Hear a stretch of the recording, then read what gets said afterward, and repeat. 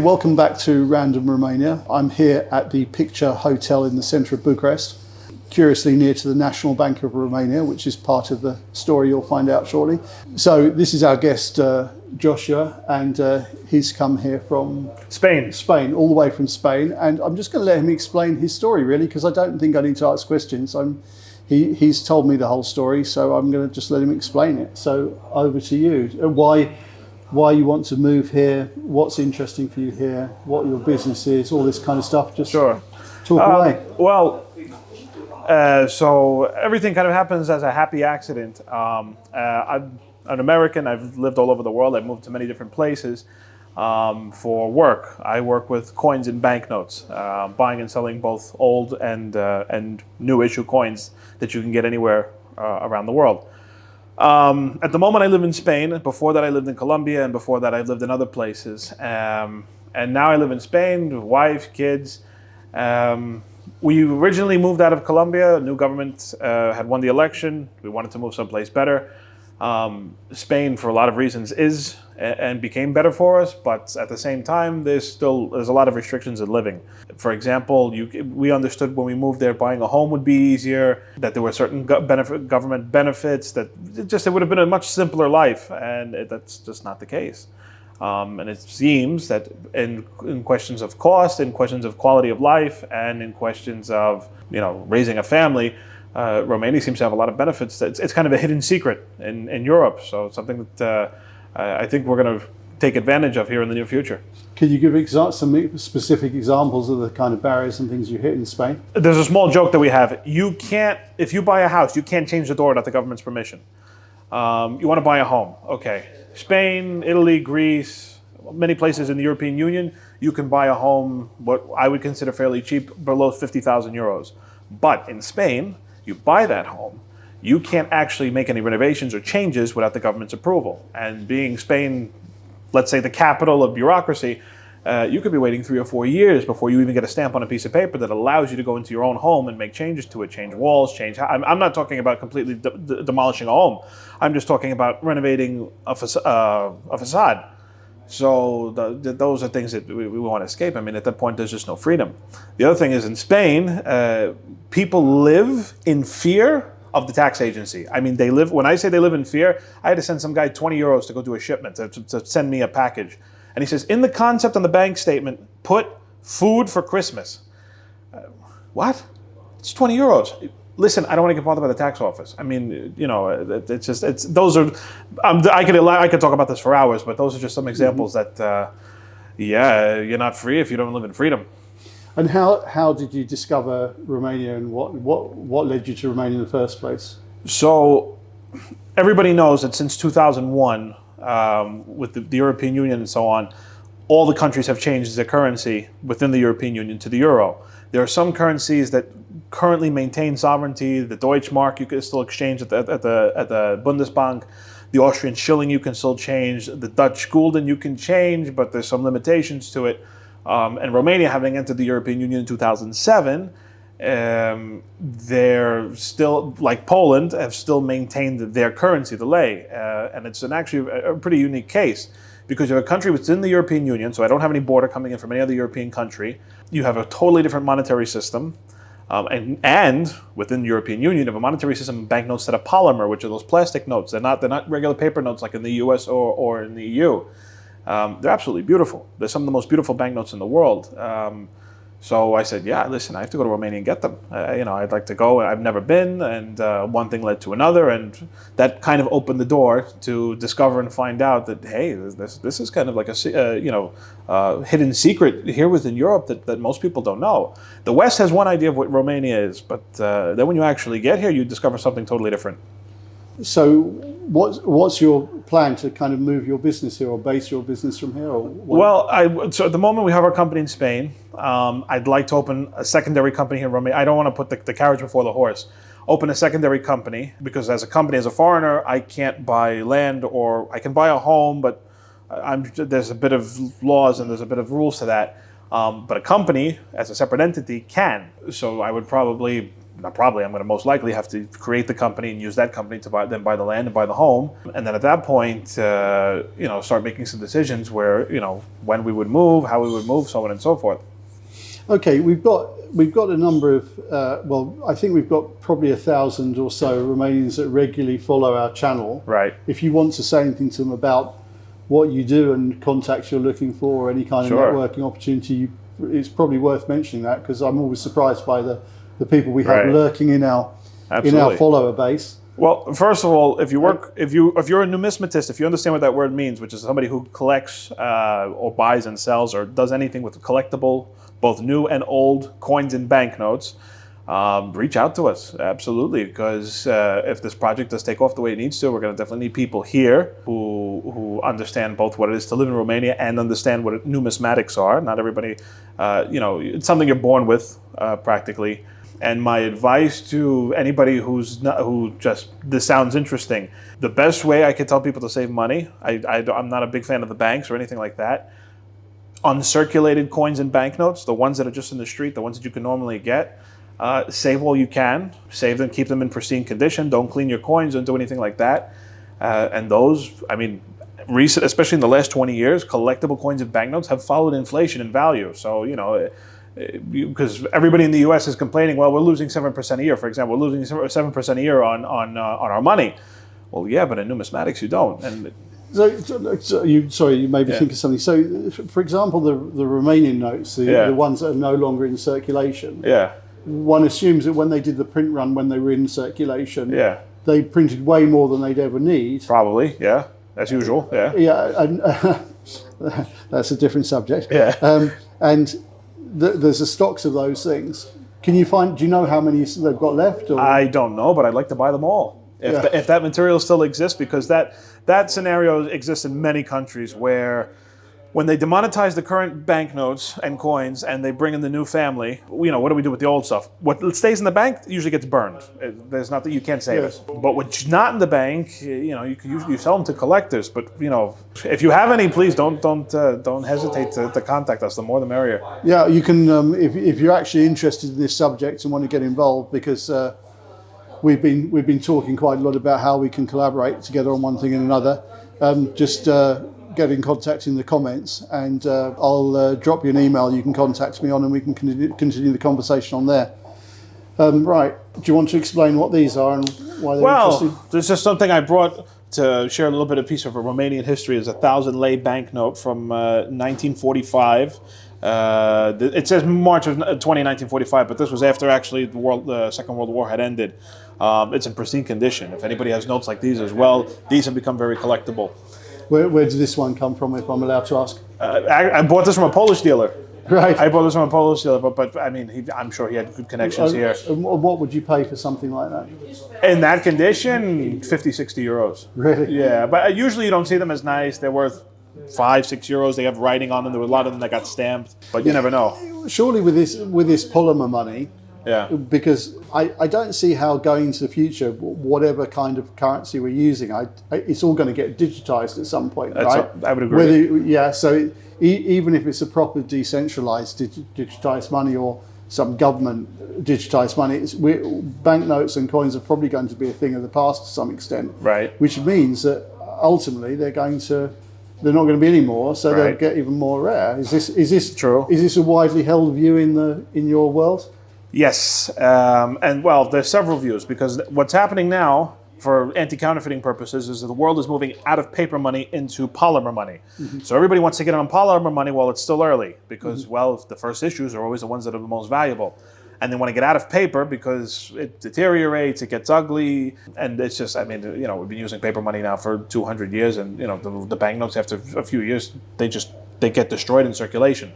Whereas the polymer doesn't pass for that. But beyond that, if people were thinking that far ahead into the future as far as digitalizing money and starting to hoard banknotes now for what they'll be worth in the future, if we would have done that if we knew 20 years ago what we should have bought then to have now, we would have been millionaires. So it's not a bad idea to save money that way. Because from what I understand, the polymer money is like super expensive to produce. Yes. But very, very difficult to copy. Yes. So that one could imagine that still gets used going into the future. Yes. Within private communities to actually spend and exchange because it's hard to copy. If you had to, I would imagine, if you had to physically move digital currency, they're going to, in the beginning, implicate something with polymer before it becomes 100% digital, where you're just scanning, a pen or something. Yeah, I would absolutely believe that. And do you get involved in coins as well? I think I do. Yeah, absolutely. I like coins. The problem with coins, they weigh a lot. Yeah. Romania's highest denomination coin, the 50 bani, is 10 cents of euro. So you buy 50 euros of those coins and you're lugging around 15 kilos. It's a headache. But any silver coins, Romania. So the first Romanian coins that say Romania on them were from 1881. The 5 lei with Carol I, the 1 lei, the 2 lei. Do you know all this stuff just off the top of your head? Yes. Wow. I'm 29. I've been doing this since I was 10. 10? Yeah. Really? Yeah. Wow. Well, I collected when I was 10. Most people aren't interested about this until they hear that they can make money. So I started collecting when I was 10, and I started selling when I was 14. I wanted to sell my collection for $250, and I sold it for $750. Mm-hmm. And I said, "There's money in this. There's absolutely money in this." Mm-hmm. And let's talk about Romanian coins. We're in 2024. Romanian coins that I would have bought in 2018, 2019 for 2-3 euros. If I need them today, I can't pay less than 100. I won't find them. I just won't find them. It's just that's how much the market has changed. So if we've got any Romanians out there watching that want to get into this, what would be your advice? So the notes, I don't know how well it'll capture this, but all the Romanian notes, people have a misconception of how Romanian paper money works today. On the polymer notes, people think that the date on the note is on the side. That's not true. All the dates on the notes are in the serial numbers.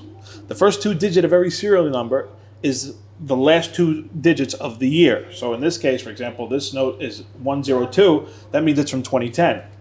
Any notes that you can get from the polymer series that are from 2005 or 2007 in uncirculated condition have a value, they go 10 to 20 times their face value in some cases. When you say uncirculated condition, does that literally mean uncirculated or just looking like it's never been circulated? No folds, no creases, no writing, no damage, no pinholes. Okay. It's been, if you go to the bank, the guy's going to be sitting there and counting it. It's inevitable. But that it hasn't been mistreated. Yeah. But for example, the ones that are 2005 and 2007, there was an example a week ago, a 50 lei note, which is, for those who don't know, is 10 euros.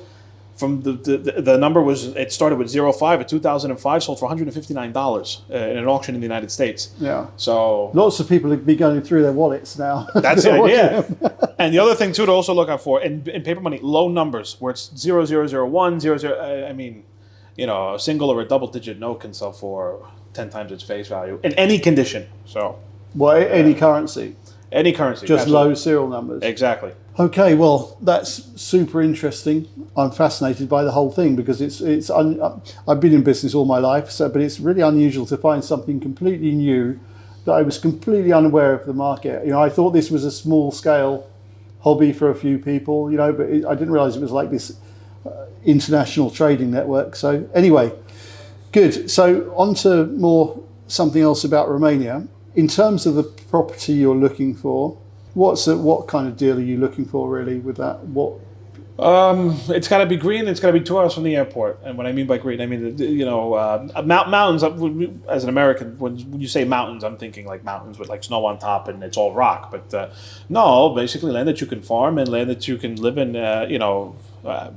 My wife and kids are Colombian. We want, you want to be able to grow your own food and have chickens and that sort of thing. Yeah. And just be quiet and relax and not have to worry and just have a simple life, really. So, really remote or in a village? No, not really remote. I still need to talk to people. Yeah. Or I'll start talking to the chickens. Yeah, well, in Romania, there's still I would imagine 40 or 50% of people in the countryside still doing some level of agriculture. I believe it. So that's a very easy thing to do, and lots of the local knowledge people have is incredible. It's completely underappreciated by Romanians from the city. Yeah. They make it look very easy, all these things they grow, and the quality of the food is fantastic. And sadly gone. This has gone from many Western countries. So if you want to grow your own food, that's very feasible. Have you got some kind of an idea of what kind of budget you've got to get started? I mean, what are you imagining? But actually, let's put it like this: what, if you don't mind talking about it, what's your life kind of costing you in Spain versus what do you expect to get here? Well, let's put it this way: a single family in Spain can live between 2,000 and 3,000 euros monthly, being comfortable. But in Spain, you live like this. You live, wall to wall, and everything is pretty tied up. That's if you're in a city or in a town, right? That's if you're in a town. If you're in a city, that triples. But is it? What about out in the countryside in Spain? Why is that not an option?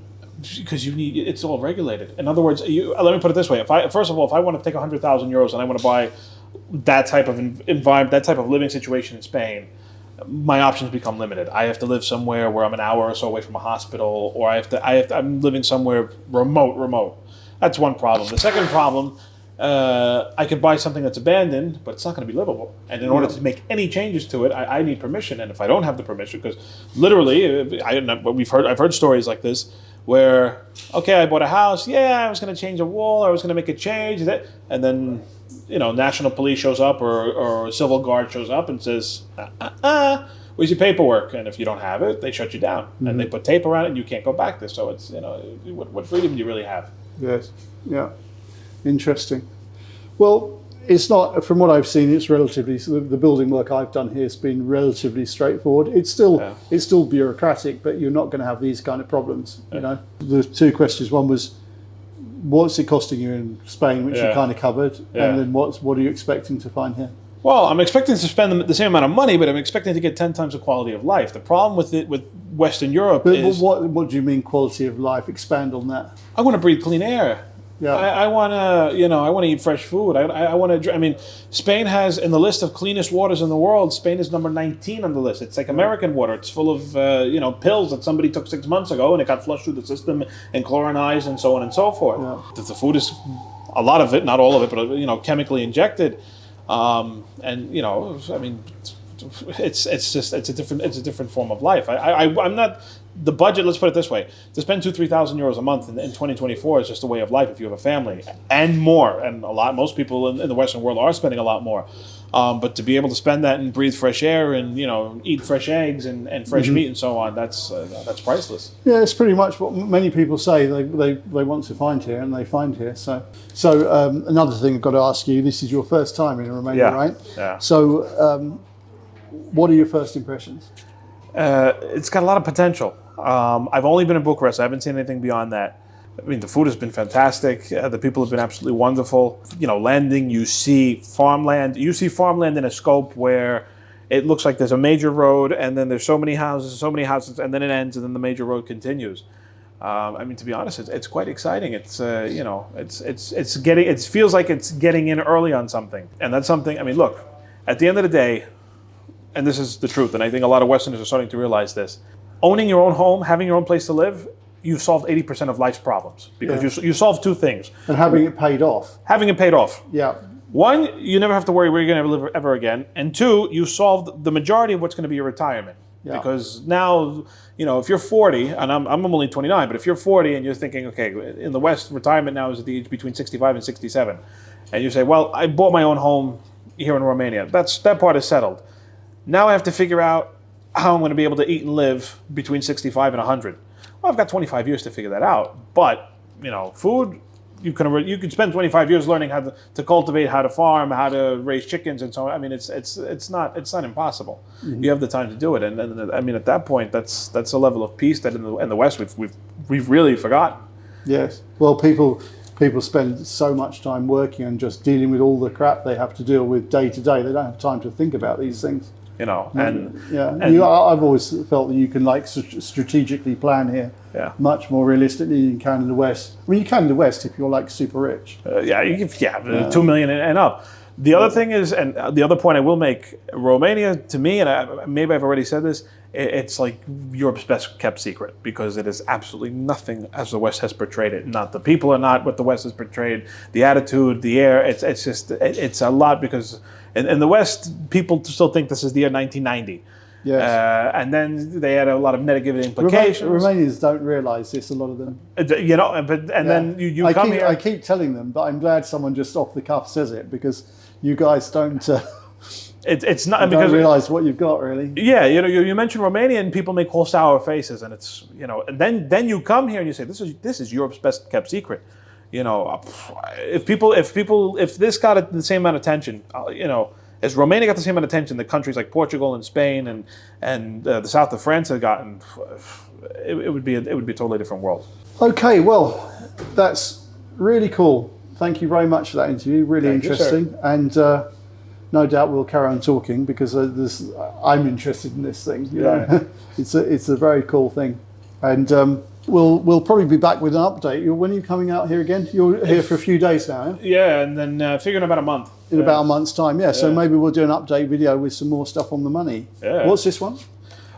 This is a Colombian 20,000 pesos. I brought this to show this is something that happens in the collector's world, when people will certify banknotes to raise their value depending on the kind of number and certification you get. Something that's also, when I talk about condition, is very important in Romania. You can have an uncirculated banknote, but a banknote that would certify, you know, a 67, 68 could be worth 30, 40 euros, whereas a 70 could be worth 500 to 600. You know, perfection of perfection. So really, it's, you know, of the many things that makes the collectibles world what it is. Okay, well, we'll call it a day at that. Thank you very much, and we'll speak again soon. Yep. And anybody interested in any of this stuff we've been talking about, just reach out to us in the comments with your questions or whatever, and I'll drop you an email and you can make contact directly. And thanks for watching our videos. Bye for now.